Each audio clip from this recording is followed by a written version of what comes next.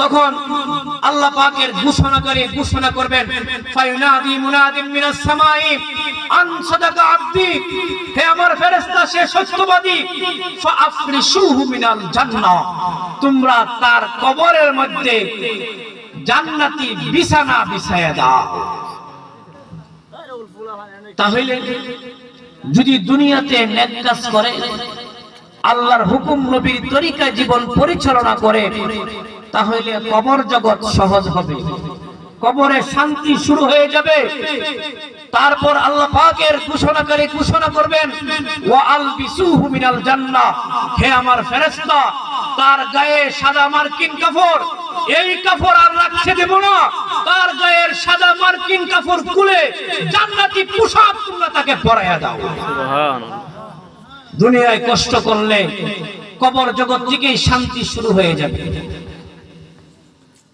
ওয়াফতাহু লাহু বাবান ইলাল জান্নাহ, আল্লাহ পাকের ঘোষণাকারী ঘোষণা করবেন, হে আমার ফেরেশতা সে হলো ফিউর খাঁটি বান্দা নামাজি, তার কবরকে জান্নাতের সাথে যোগাযোগ করে দাও। সুবহানাল্লাহ। ফায়ুফতাহু, ফেরেশতা তখন জান্নাতের সাথে এক করে দিবে, যোগাযোগ করে দিবে। ফায়াতিহি মিন রাউহিহা ওয়া তিবিহা, জান্নাতের সুঘ্রাণ সুবাতাস তার কবরে আসতে থাকবে। হ্যাঁ, কিতাবের মধ্যে লেখেন সে এমন একটা ঘুম দিবে, এমন আরামে ঘুম দিবে, ইসরাইলের সিংহায় ফু দেওয়ার আগ পর্যন্ত সে আরামে ঘুমেই থাকবে। কেমন শান্তি আসবে, কার জন্য ওই শান্তি?